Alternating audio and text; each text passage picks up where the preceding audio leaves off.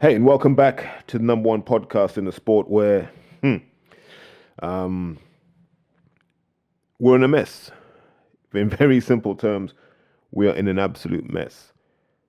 I didn't know what I wanted to talk about today because we're getting to the end of the year and it's kind of silly season. And so in my head, I think there are a couple of episodes that need to happen. So the one episode that definitely needs to happen is post Fury Usyk, right? We can all agree on that. So that might be the last one before Christmas. I don't really have a choice. So when am I going to go back home then if I got to record that? I don't even think that one through. And then there's one which has to be an end of year roundup, right? So for the end of year roundup, at some point I'm going to go on Twitter and Instagram and just ask what you guys want me to talk about. And we just go through those topics, and then just do a full roundup because I can't remember all the interesting stuff, and some of the things are better crowdsourced. But I wanted to talk today just about the mess we have in British boxing. And it's not necessarily just a negative mess. It's more, there are some bits that are soul destroying, but there are other bits that are exciting. So I'm going to give you an example of something that puts a smile on my face. Young Alois Jr. puts a smile on my face because here you've got a young kid, big and strong as anything, who just wants to fight people and hurt them. The kind of boxer we've been crying out for in this country. He's like a cruiserweight Nigel Benn. Obviously not at Nigel's level yet, but the attributes are there. Like there'll be some finesse, but he's really just going to dog people until they give up. So we see him and we go, right, these are exciting times ahead. We see Denzel and we go, there's another guy who doesn't mind dogging it out. Good times ahead. Then we have what we had on Saturday in Liverpool. And we go, oh God, now we're going all the way back. Yeah? And we can't square these things off because then a week after that, whatever you want to call it, and we'll come on to that, you've then got maybe the biggest or the second biggest fight of the year, maybe the third biggest fight of the year. That's how crazy boxing is. We're literally swinging from feast to famine, and there's nothing in between. Like, we don't get a chance to finish our breakfast before the plate's snatched away. Do you see what I mean? So if we don't get the smoked salmon with the fresh scrambled eggs and maybe a bit of toast on the side, if we don't finish that up quick, it's gone. Now I've got to go and shovel up the fruit salad from the buffet and pray they don't take that off me as well with the stupidly small glasses of apple juice they give you in these hotel buffets. And that's what boxing's like at the moment, that real pressure to consume what you can before it's gone, and then you regret. I mean, you regret consuming so much because it was so good and now you've got nothing. So when we talk about the good, let's talk about Bentley versus Pauls, okay? Two British level middleweights going at it. I think Denzel's probably a level above, if I'm being honest with you. What that actual level is, we still don't know. I don't think that Janibek fight was a fair indicator of where Denzel was because he had 5 weeks to prepare. Now, Bentley versus Pauls went the way that I thought it would. I was 199% confident Denzel would win and win easily. And that's not disrespecting Brad. And that's not saying that Brad is just a small hall guy. It's down to Brad hasn't been in this position before, if you see what I mean. So when he won the title, that was in the rematch with Nathan Heaney. And so he hadn't had the opportunity to be the front runner in fight week. He had never had that. He hadn't had the spotlight being on him as the belt holder. He hadn't walked to the ring first as a champion. And having seen Denzel go through this, having seen Isaac go through this, having seen Dan go through this, and spoken to them about this, that moment can be overwhelming because suddenly all those things that you were like, all I ever want is a crack at the British title, you now have that belt. And so whereas a year ago, there was loads of stuff you were chasing for, British title being one of them, being televised being another. Now suddenly you've got all of those things. So now what are your drivers? You have to find a different set of drivers in a very short space of time. And that lag is often when performances start to dip. So, and I said to Steve, I think Brad will be better for that fight. I think now that Brad's won the belt, defended it, lost it, him winning it back will be a lot easier because he's been there before. And when he does go to win it again, chances are he'll be more experienced than the other guy. And then he will be in the position of strength. And so it will be interesting to see how Brad builds on this. And on a side note, I'd like to see Linus be a fast follower in this sort of space as well. I don't know if those two would ever fight for the British. That would be like, wow. I think, and that would have to be televised. Although whether you can make that a TV fight, I don't know. But in terms of Denzel, what was better? Patient, used his jab a lot more accurate. There wasn't as much wasted motion as there's been before, where he's tried to load up. I think he's got that confidence in his power now, and he just focuses on landing the shots, understanding that there's going to be that kind of cumulative effect of those heavy shots. And you saw that when he dropped Brad. Was it the 9th or the 10th round? And Brad was just like, oh man, I just need a rest from this. Okay, all right, you win. You've got power. I need to just, collect my thoughts for a bit and then just ride this out till the end. And that's what Denzel now has. Is that going to be enough to fight Janibek? No. He's going to have to find another level. And, in my head, it feels like if the direction is for Denzel to vacate the British and the European and fight Janibek, or maybe just vacate the British and go and fight Janibek for the world, he's going to need a pre-camp. So, number one, he can't gain weight over Christmas. Right? Can't gain weight over Christmas. I'd be using the last week, 10 days or so, to get comfortable with southpaws. And not just get comfortable looking at them, but get comfortable being in position to deal with southpaws. You almost need two toolkits when you box, right? You need a toolkit for guys who box the same side as you, so orthodox v orthodox. And then you need a toolkit for guys that don't. And sometimes it's very different shots that you're picking from. And a lot of boxers don't have this, right? And I keep telling amateurs, learn this early. Have your toolbox for orthodox, have your toolbox for southpaw. And then as soon as you clock that someone's a southpaw, you know, right, I need toolbox B. And you just box that way. And I find a lot of times people just have one toolbox and they're trying to make everything fit a scenario in which that doesn't fit. And so what Denzel needs to do is have two very clear toolboxes.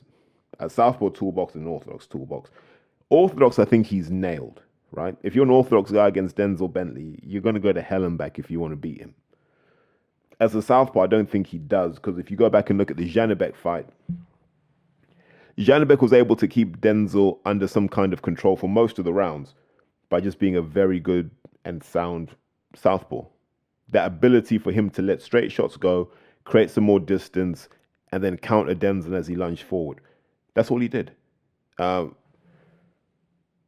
so Denzel has to find a way so that he's not falling for those same traps. And at the same time, he's now creating different situations for Janibek to deal with, because Janibek's going to be comfortable with the power now without necessarily being comfortable having Denzel in there unwilting. And I think that's what did him in the first fight. He thought he'd stop Denzel. And when Denzel was still there after round 7, it got hard for him. And that's when Denzel was able to turn the screw. Round 8 was a particular round that you focus on and go, that was really good. But then Denzel didn't have the experience at that level to kick on and go, if I just squeeze the lemon a little bit tighter, I don't think Janibek can live with me. But we never got to find that out, unfortunately.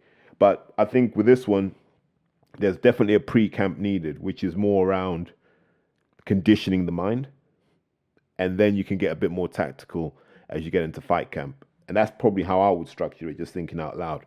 But in terms of a main event, Pauls versus Bentley, if that's what we're going to get on TV and that's the benchmark fight for a TV card, I think we should be okay with that. So now look at the rest of the card. And this is what I mean about feast and famine. So here's what the card gave us, right? The card gave us two kind of sub-British level heavyweights, prospects, in a fight to determine who goes forward and who doesn't. And David Adelaide needed one shot to swing the advantage his way. And that doesn't mean that Solly Dacres isn't very good. I think that punch would have scrambled most people's heads. David's a big guy with heavy, heavy hands. So I can see why that would have happened. So that's a big what if. And if you're Solly Dacres, you're like, I didn't really get to throw a shot in anger. So I don't know whether he's better than me or not. So you could see those guys mixing it up further down the line, depending on where things go. But at least that's given us a new name we can start to position for a British title at heavyweight, which is always good. What I'm hoping for is they don't give David Adelaide an easy-ish fight, like pushing up Nick Campbell to fight for the British. Although Nick probably deserves it, but could we find someone more challenging? So could Johnny Fisher be the guy that he fights for the British? And then you start to have those sorts of fights on Saudi cards. And this is what this card was about. It was about positioning guys to say you're just on the fringe of a Saudi show. Alois Jr., great example of that. Did the business against Lewis Oakford, stopped him like he was supposed to do. And now you start to look at him and go, well, he's top 10 in the cruiserweights in this country. Who do you put him in with? Do you put him in with a Mikel Lawal and see how he goes? I think he'll have too much for Mikel Lawal. Do you put him in with the loser of Chamberlain versus Riley? I think that's competitive at this stage in his career. Because he's that sort of kid, right? He's a dog through and through. That's what he is. He's just an absolute dog through and through, and he will go head to head with anybody. The thing that people don't talk about is actually his ring IQ. So he's not just a banger. He's a guy who understands the style, and he understands how to maneuver people in position. He's learning more and more as he goes on. I think being in the gym with more experienced guys has brought him on loads. So there's another guy where you're like, brilliant positioning for him. So he goes into 2025 as a guy you can see looking for titles, and quite rightly too. Don't rush him because he's only 21. So he's going to need some fights where he matures. So I don't know if you hold him at kind of English and British level for a bit before kicking him on. Who else was there? Okoli. Good positioning fight for Okoli. We got to see Okoli knock someone out, which is what we were hoping for at heavyweight. Now, he didn't look great at 260 pounds, but you imagine as he matures as a heavyweight, that physique will change and it will look a little better. But remember, Lawrence wasn't even ripped as a cruiserweight, so expecting him to be ripped isn't what we want. We just want to know he's in good shape to do the 12. And then obviously we had and I want to say this respectfully, man, we had the iBox crew, right? So Pierce O'Leary, the Noakes brothers, who are just inching to that point where they'll become the main guys, where Frank can trust those guys to hold the show down. So I think in general, that was a really, really solid card, right? And that was what we could hope for. And I know George Crotty made his debut on that one. But for me, George Crotty is like an older Ben Reese. You kind of know what you're getting, and I wonder how much headroom there is, because that's the guy you're going to have to move quickly, because he's not getting any younger. And I don't know, what did he debut? Did he debut at cruiserweight? And if he did, is he now in line for like a Chev Clark? So overall, we get a really good card with Frank, right? In terms of exciting and entertaining main event, good positioning in terms of Frank moving his chess pieces in the right way and saying, well, you wouldn't be disappointed to see these guys on a Saudi show. So he's done his thing. So then we look to Matchroom and we look to Boxer to go, right, Frank's done his thing. What are you going to give us? Because the more numbers we have of people where we're like, they're good enough for us to see them on pay-per-view, the better. So you're looking at Eddie, like, Eddie, what are you going to give us? And then you're looking at Ben Shalom and saying, Ben, what have you got in your locker for us? So what does Hearn give us? So Hearn gives us another chapter in I'm getting all my Matchroom fighters beaten series, right? And this is just speculation. I am convinced that Hearn is getting his guys beat now. And what you're seeing is a cull. Yeah. we're going to take you guys off the Matchroom books and we're going to put you on other platforms while you understand what it is to be a top level pro. And I think that's the logic behind this new promotion, Huge Boxing, run by Charlie Sims.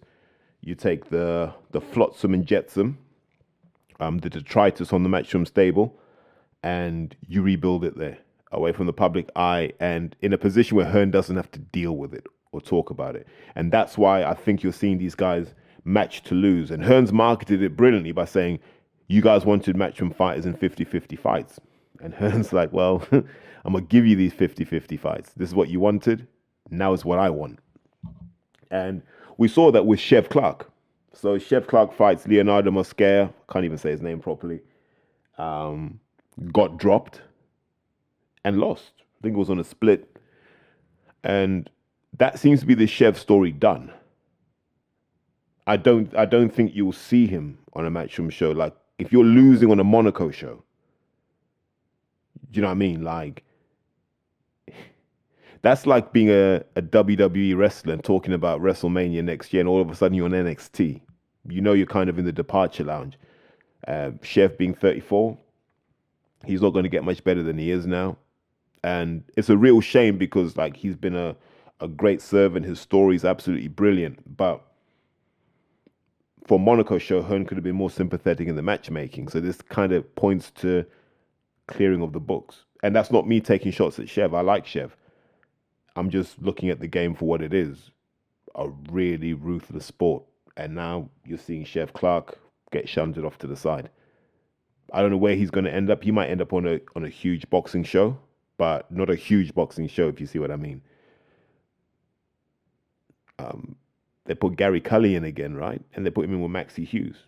And remember, like, Maxie ran off from Matchroom to go and do his thing with DeBella. So Hearn bringing him back is like a hired hitman. Like, look, I need someone to take Gary Cully some rounds and test him and see what he's really about. And Maxie was like, all right, I'll do that, man. No worries there. Get stuck in. I mean, Cully gets a horrific cut. Cut looked nasty. And Maxie did what he did. And you got to remember that Maxie Hughes isn't necessarily the killer. I mean, like, what's that? 7 defeats, 2 draws on his record. So this guy's not a killer. But what he is at British level is a nightmare. If you can't box professionally, if you don't have ring nails, Maxie Hughes will expose you. I mean, in a way that, remember, Thingy couldn't do it. Kambosos couldn't do it. Oh, sorry, Kambosos could do it. What am I talking about? But Kambosos could do it. Whereas if you look at Maxie Hughes against guys like Gary Cully, easy work. Another guy where Hearn's like, I don't want to deal with this anymore. I don't know where he'll end up. He might have to do some of these Conlon shows over in Ireland, but, you know, that's a guy, and I think I tweeted this once. I said, there's a real risk of him having a Lewis Ritson type career. And that's happening with Gary Cully. You know, you don't want to be known as a knockout artist early in your career. You want to be known as a knockout artist in the fights that matter. Yeah, because that shows that you're highly skilled and able to find openings. Being able to blast out journeyman doesn't make you a puncher. And I think we're finding this out with Gary Cully. Who else did they have on there? I think they had Beatrice Ferreira on there. And what's Hearn using her for? She's just a blocker. She's a pawn on a chessboard.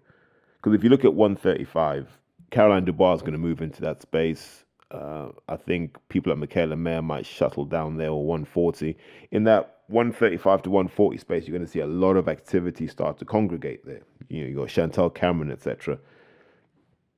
And so, actually, you can throw Serrano in there. So having Beatrice Ferreira in there kind of gives you options where you can just go, right, I'm going to stop this person getting to Katie Taylor by throwing Beatrice Ferreira in there. And so Hearn will use her as a pawn. And that's what these Monaco shows are for. You know, get rid of the dead wood and then start positioning some people to be your blockers. A good example of that's the heavyweight. They got the Australian guy. What's his name? Tera Moana. Really big guy, but just lumbering. You know, just a Pacific Island version of Johnny Fisher. And that's kind of where Hearn is at the moment.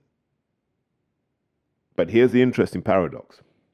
because I hear Hearn in interviews and he comes out swinging. And so there are only two things that can be true about Matchroom at this point in time. Either Hearn realizes his stable is crap and he's getting his fighters beaten, right? Which is what I think. I think he's just looked at his stable and gone, this is terrible, and I'm getting my fighters beaten. Or he's actually a really bad promoter and has no idea how to build fighters. And it's hard to tell which it is, but he has to pick a side. Either Hearn's a really bad promoter when it comes to building stars. He's okay when he's handed stars, but when it comes to building stars, he's clueless, or he's very clued up about promoting and boxing and realizes he's got a lot of bluffers and pretenders in his stable and now he's culling. And I wish someone would ask him that question so he had to commit to one side or the other. Because we saw how he buried Campbell Hatton. We saw how he buried Mark Castro. We saw how he's buried guys like Liam Parrott. He buries a lot of people.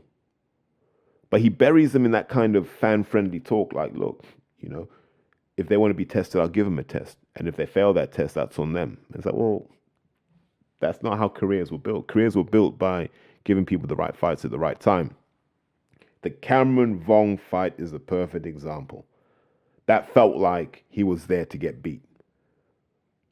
And if nothing else, what that fight did is give Jordan Flynn. I should say that, man. The Flynns will be mad at me for that. It gave Jordan Flynn hope that if he gets that fight with Cameron Vong, he can do something to him, because Vong has no power and doesn't have the work rate to keep up with someone like Jordan Flynn. So let's see what happens with that. That's what I would say. But Hearn's got some really, really tough questions to answer in terms of what are we getting excited about with Hearn? Are we literally just watching this guy go full Patrick Bateman and just annihilate his whole stable? And if so, I'm here for that, by the way. If he's like, I am willing to cull my stable to zero, and you're just all going to be in sink or swim fights, I'm here for that. 1,000,000% here for that. But I don't know if we're going to get that. So what does Ben Shalom give us? What do Boxer give us? And remember, Sky Sports were the home of British boxing. Sky Sports were the home of British boxing. We got a small hall card from Liverpool. Small hall. On God, that was a small hall. Like, you could have had that at Oldham Leisure Centre and people would have felt it was an okay show, right? Let's not pretend otherwise. That card there was disappointing. I could use stronger words, but let's say disappointing. That was disappointing. That looked like either a promoter that hasn't got money to put on a proper show, or a broadcaster saying, we're done. And you pick your poison on that one. The only highlight for me was Lee Cutler beating Stephen McKenna. I am tired of seeing these McKenna brothers. They've been trash from the beginning. Like, anytime you've got to leave your country to go to America in the hope that you're going to be good is a worry. Yeah. I just think they were always going to get found out at some point, because they were never as good as people were trying to make out. They just had a really good hype machine around them. But I've always thought the McKennas are trash. I stand on that. Like, you can't be taking pride in fighting a guy like Joe Laws and calling yourself a serious middleweight. That's just not how the game works.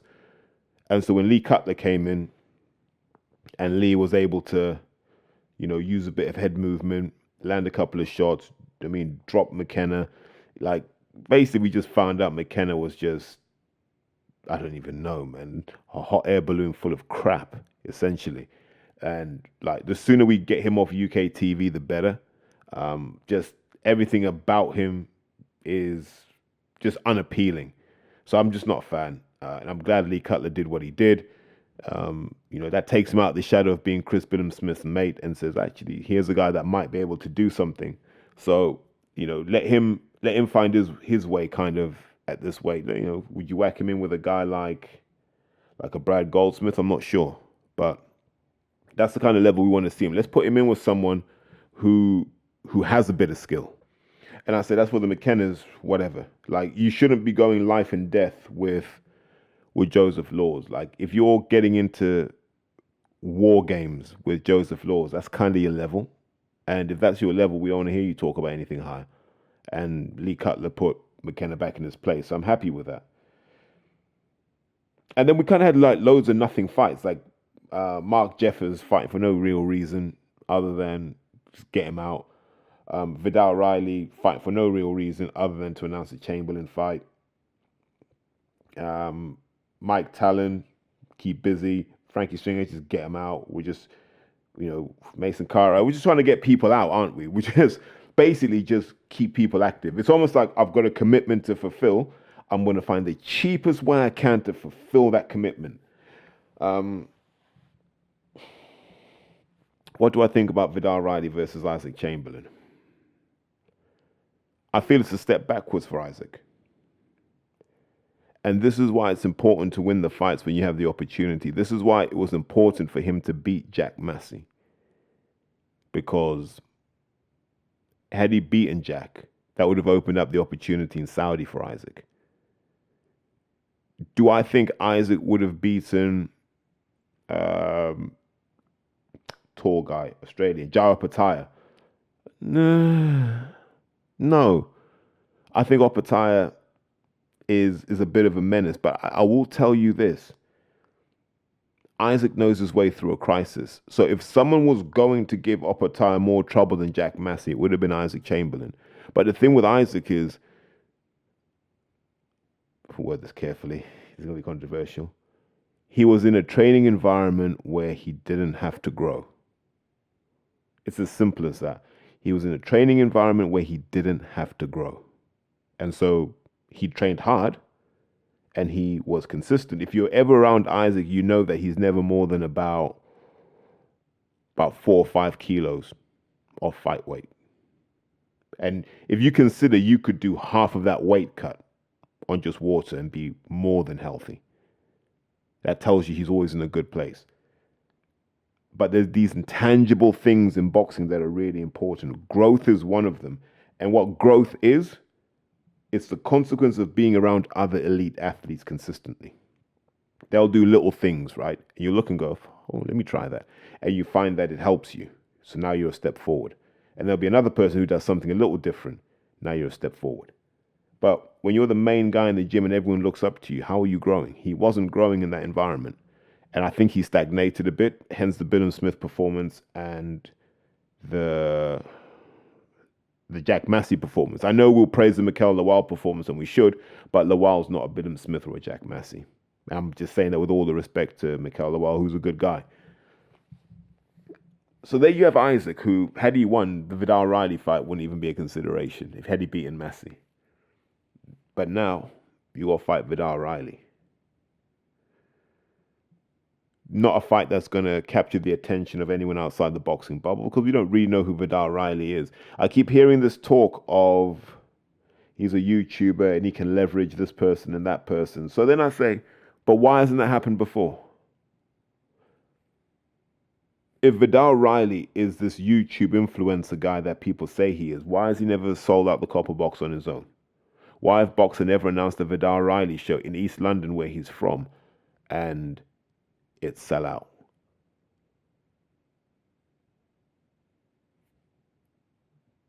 Yeah, they're stuck. They thought they had a guy that could shift tickets just by being a YouTuber. Now they're having to put him in with Isaac to try and make any of their investment back. But poor Isaac. Imagine Isaac having to deal with this. Isaac was past the stage a long time ago. And so I've always advocated for Isaac to be fighting different people. I'd like to see him fight guys like Riakporhe, let him fight guys like Billum Smith again. They're the fights Isaac should be having. If not, whack him in with Badou Jack. He's been reinstated as a champion. Put him with Badou Jack. Let Isaac have a chance to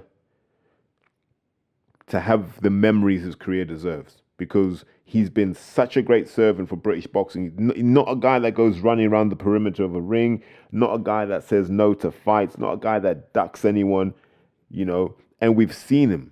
When it ain't going his way, he's got a way of just biting down and going, nah, I'm going out swinging. exactly what we want in our boxers, right? Isn't that what we want in our boxers? And then they take that gem and they go and fight Vidal Riley. And I'm going to go back to what I've always said about Vidal Riley. Vidal Riley has his own path that he should be navigating. So he should have been dealing with all of these kind of, I don't want to say junior cruiserweights because that's quite disrespectful, but the cruiserweights who are his peers. That's where he should have been. And I don't know if there's a budget for stuff like that. Like you could have put Vidal Riley in with a Callum Johnson on his way back. You could have put him in with like an Ellis Zorro, Tommy McCarthy. You could have put him in with all these guys. And they're like, no, we're just going to give him some dead fights and whack him in with Isaac. And then he's going to realize that the gap between who he's fought and where Isaac is going to be huge. And now you're going to make him go through 12 rounds, 12 hard rounds, as young as he is, for very little reward. So February 1st, that's going to be your main event, I think. Is it the main event? I don't even know. That's the level these cards are at right now. So you had this very underwhelming announcement of Vidal Riley versus Isaac Chamberlain where people are just like, I know who Isaac is, but who's this other guy? And that feels like another own goal. And I hate saying that because they've got Kev Campion there. And Kev knows the game. So when I'm looking at this, I'm like, Kev, what the hell are you doing? Like Kev, you can center check this with me or anyone else. You could call people and go, I'm thinking of making these fights. What do you think? I'd have told them the Vidal Riley fight versus Chamberlain. I'll be out when the fight happens. And I don't want to be because I like Isaac. And it'll be at Wembley, so it's local to me. But I'm not hardcore. I'm not a guy that's just going to waste my time going to watch boxing. Make it make sense to me and I'll watch it. If not, watch it Sunday morning. But that's the quality of card we're getting on Sky. Sky now is essentially doing small hall boxing. This is back to the dark days of Merthyr Leisure Centre and Oldham Leisure Centre and all these sorts of places. And this is what I mean when I say boxing is either feast or famine. Like, it's either like, wow, Fury Usyk 2 or this. So now let's talk about the two kind of fights that were meant to anchor this whole thing. Now, first we had Lauren Price versus Mateus, whatever her name was. Literally looked like they just plucked her off the pavement. Like she showed up to box in her bra. I've never seen that before. I don't know what that top was. I don't want anyone telling me that's a specific sports bra for boxing. It's not. I don't know what the hell that was. It just looked super, super, super sloppy. Not sure who was in her corner at that point. I know Clifton was in there, which, you know, is valuable. But you're looking at that going, okay, this is as haphazard an opponent as you could get for Lauren Price. And so Lauren then just proceeds to run over her, right? That's what she does. She proceeds to run over her. I don't know if it's power that she's got or if it's just she just hits you that many shots, you go down. Or sometimes, I think one of the knockdowns, the young woman was off balance. So that's one of the explanations. But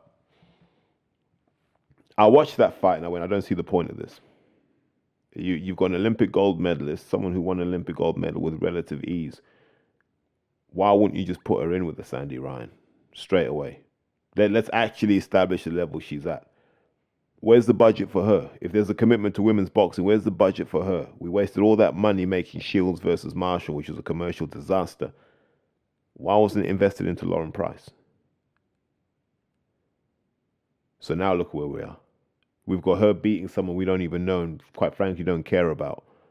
And now you want me to care about her fighting Natasha Jonas. I thought Natasha had a good fight against Habazin, but Habazin is a doormat for the elite level. They just step on her to go and win a world title. She's not great. Habazin is not great. I don't want to hear anything about her record. She's trash. But they ain't going to spend any money on Natasha. There's no advocacy at Sky or at Boxer for Natasha Jonas. There's zero advocacy for her. Why? Why? Natasha Jonas is a boxer who has done absolutely everything she can to promote women's boxing, and this predates boxing being cool and being on TV. This predates all of that. Natasha Jonas is a 40-year-old woman who's been involved in the sport for at least 16, if not 17, 18 years. Where's her respect? This is what happens when you staff a promotional company with interns. This is what happens when you staff a promotional company with YouTubers and Instagram hackers. Oh, this is how we're going to hack growth on Instagram. You lose sight of what the real product is. The real product when it comes to women's boxing on Sky is Natasha effing Jonas. You should sit with Natasha and go, what's your 3-fight run? And then she should give you those 3 names and you go with it. We're going to fight these 3 people. And then I'm going to call it a day. Where's the Katie Taylor fight? Where is it? Where's the Chantel Cameron fight? Where's the energy for that? Garbage. Utter garbage. So I then had to sit there in the ring. Well, I didn't sit there in the ring. I wasn't in the ring at all, luckily, thank God. I had to sit and watch this fight. Okay? I had to watch this really cringe thing of Lauren Price, who, whatever you want to say about Lauren Price is a I'll do my talking in the ring sort of person. So you force her to come into the ring and get into it with a scouser. And I'm like, you're making her look stupid already.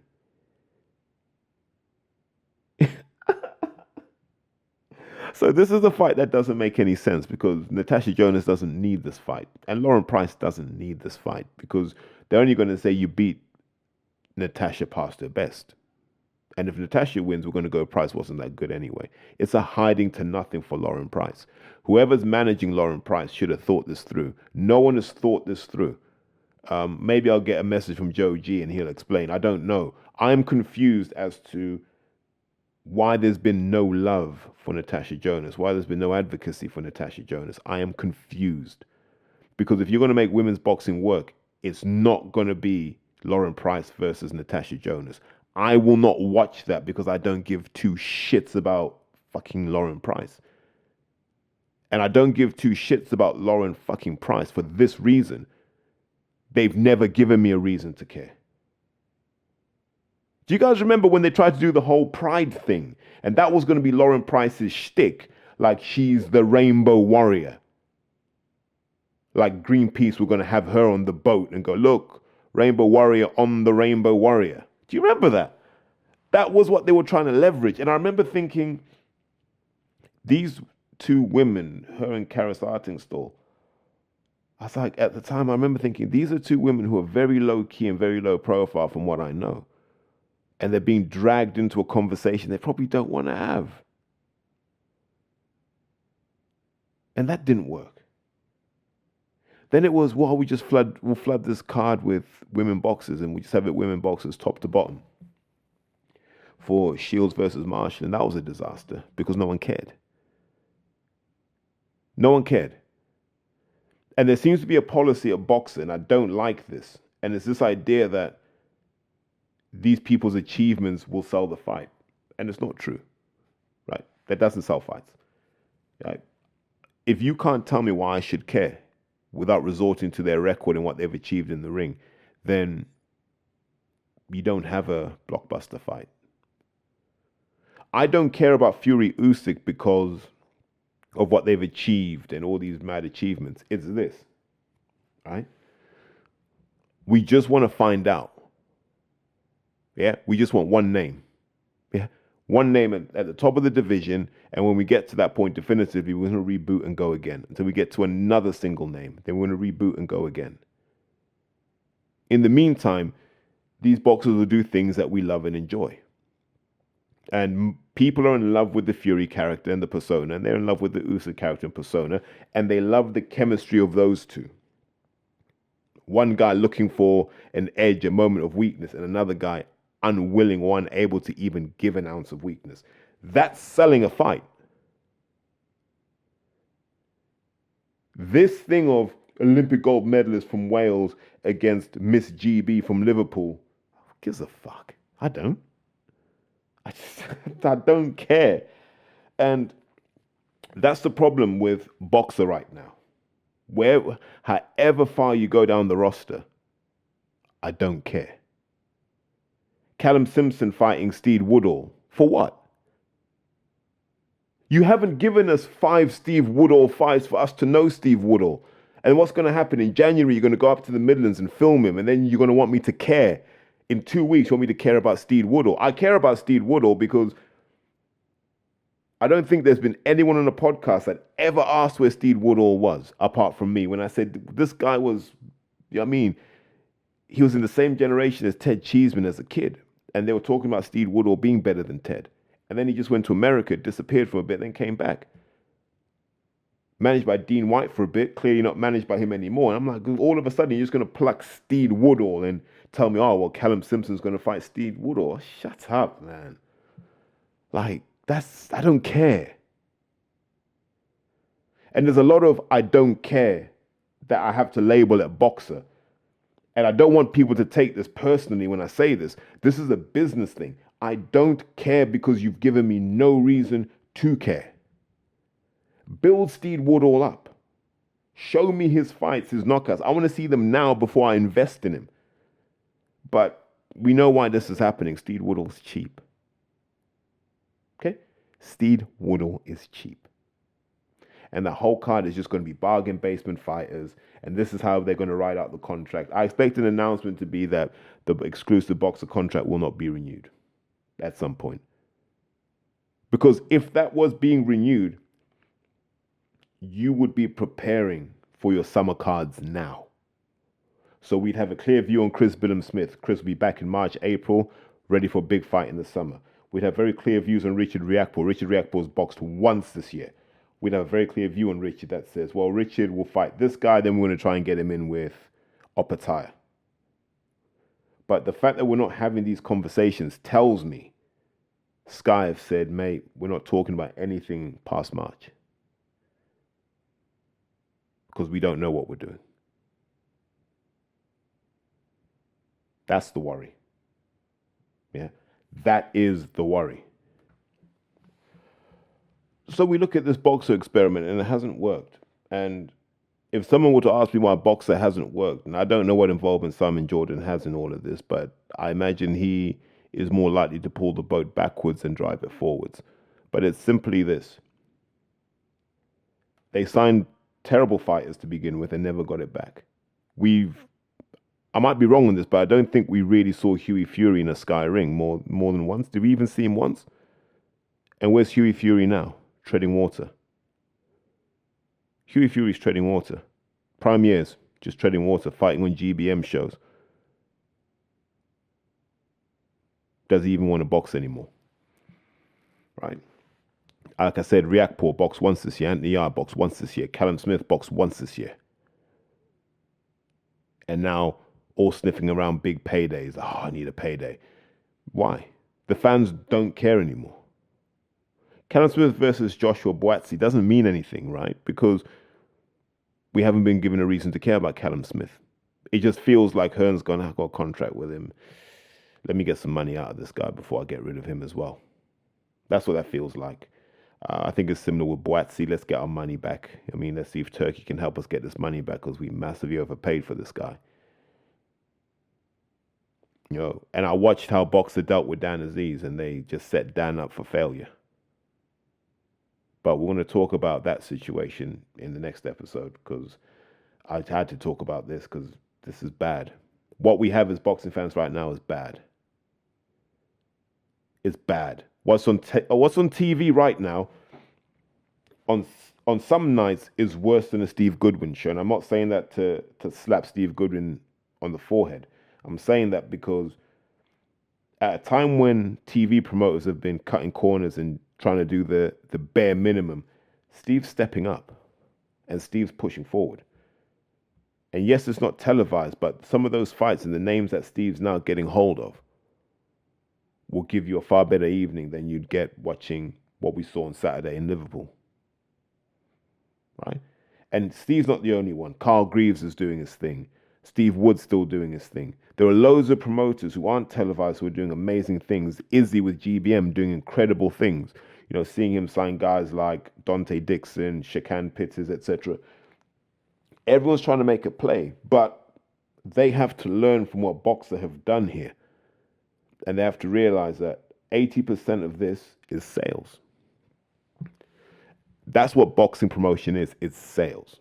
And Hearn was really good at sales when he could give us a mythological vision of value and go, this is what you're going to get from this card. And it worked until we saw through it. And once we saw through it, he didn't have another trick.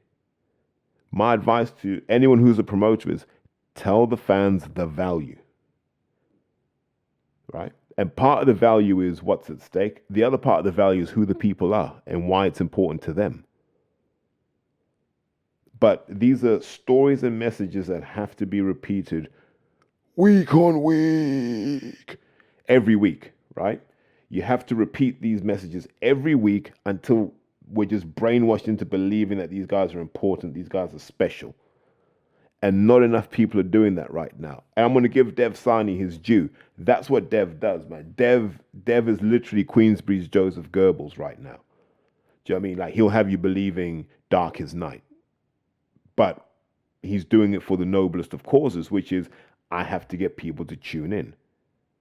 And he's doing that. He's doing that for Frank. He's doing it for Alfie Warren and Warren Boxing Management. He's doing it. And more people need to do it. Like, I would nudge promoters now to be doing that. Just keep planting little seeds, right? Don't make it contrived. Just let it happen naturally. Yeah? Because you give boxers enough time to talk. Eventually, they're going to piss someone off in their weight class. Then you've got your fight. Easy. And I don't understand why people aren't doing it. And this is my frustration right now with British boxing. It's horrible. But at the same time, we've got Fury Usyk 2 coming up. And then we've got February 22nd. And then we'll have that Matchroom kind of Q1 run, which I'm going to talk about in the next episode because my voice is dying. But that's what we have, right? And so it's hard to be annoyed 100% when you know that's coming. But I don't know if that's a universally good thing. You know, we're burning up all of our boxing capital on these Saudi shows. And it's burning quicker than we can replenish. So at some point, we're just going to have this horrible gap where we're just going to have trash. Because I look at it from this perspective. Zach Chelly's good enough to be on Sky shows, and he's not on Sky shows. Why is that? Yusuf Kamari's good enough to be on Sky shows, but he's not on Sky shows. Why is that? Brad Goldsmith is good enough to be on Sky shows, but is not on Sky shows. Why is that? Do you see what I mean? You can go through all of these names of people who should be on TV, and it's not because they're my mates, right? It's not about being mates, but these are guys who should be on TV a lot more. Even guys like Archie Sharp, where we're like, well, look, Archie may not fight for a world title anytime soon, but always entertaining. I've never understood this. You know, we don't leverage guys like Pat McCormack enough. Never understood it. Brad Rear, all of these guys. And then what do we see? We see small hall boxing just diffusing. We're now thinning out the content again. Just when we will get into a point where there's a bit of consolidation, we're now thinning it out with this huge boxing, this, that, and the third. And you've got second and third rate commentators. Look, here's an example of how mad that Liverpool show was. They wheeled out Stacey Copeland. Imagine you're at home and you're like, who's Stacey Copeland? And then someone has to like explain who Stacey Copeland is. And you're like, oh, so like you were like a cool women's boxer when it wasn't really popping like it is now. Right? But in her defense, Stacey Copeland is an accomplished athlete in her own right. And more importantly, she is from a boxing family. So I know who Stacey Copeland is. And so I can understand why she's on there. And, you know, she gets boxing, by the way. So she's not there on she's not a Nepo baby in that sense. But if you're a fan and you see Stacey Copeland when before you're used to your George Groveses and your Chris Billum Smiths, all of a sudden you're like, what's going on here? it feels like you didn't want to pay the train tickets. It feels like you didn't want to cover the expenses and you knew that Stacey could drive in and drive out. Yeah. That's what that felt like to me. It's bad. And it's not just Boxer. It's Matchroom too. It's bad. Like, they've rinsed every last drop of value out of their stable. And like the only guy who hasn't is Frank, because Frank keeps wheeling out prospects. So even if his prospects lose, like Tommy Fletcher, you still got Alois Jr. So we're like, okay, no, I'm still invested. But let's see what happens. I'm going to say this. If John Hedges gets beat, that might be the canary in the mine, people. If a guy like John Hedges, because I look at John Hedges and I go, you're a guy that's flattered to deceive. Like, look at the size of you. You should be doing a lot more. You should be making a lot more noise, right? And you're someone that Hearn should love, but I don't hear him loving you. So I think his head might be on the chopping block. And if he's the guy that is either in a harder fight than he should be in for the stage of his career, or he loses, then you'll be like, yo, T, this game's dirty. But we'll see. But I just wanted to do that because, look, I watched the card, the Liverpool card, and I saw all the other shows, and I was like, yeah, the pickings are really, really slim. But not only that, we're not building the next generation of Joshua's, Furies, etc. We're just not even trying. You know, that's what the Saudi money has done. Yes, boxers have got paid, but promoters got lazy. So if Matchroom are making 10 million a year from boxing, can you tell me how they're going to reach a $1 billion valuation to sell? Maybe we'll talk about that in the next episode. But I just wanted to, just talk about the weekend's boxing. I know people go, look, I need to know what happened in the boxing. I do. I think we're in a very, very dark place. And it's on these promoters to pull their fingers out their backside. It's also for the broadcasters to say we're done. Because what's clear is TNT are done, right? And so is it actually the case that Ben Shalom's keeping his powder dry and he's going to announce a move over to DAZN, and then that's going to be the consolidation play? And then ultimately the Saudis will buy 10%, then they'll buy 30%, and then they'll sit on about 45% of it, see how it performs. But at 45%, it allows Solen to take his money out. Remember, billionaires take care of billionaires, because it's better that the money stays in their hands than it filters down. And on that note, I'm going to say take care, guys. As always, if you enjoyed this episode, share it. Get at least one other person involved. Let's try and get those numbers up by the end of the year. And look, I reckon you'll have this one, another one, and then probably a few Usyk reviews. That'll be 3 in a short space of time. Yeah, not bad going at all. And on that note, I'll say take care.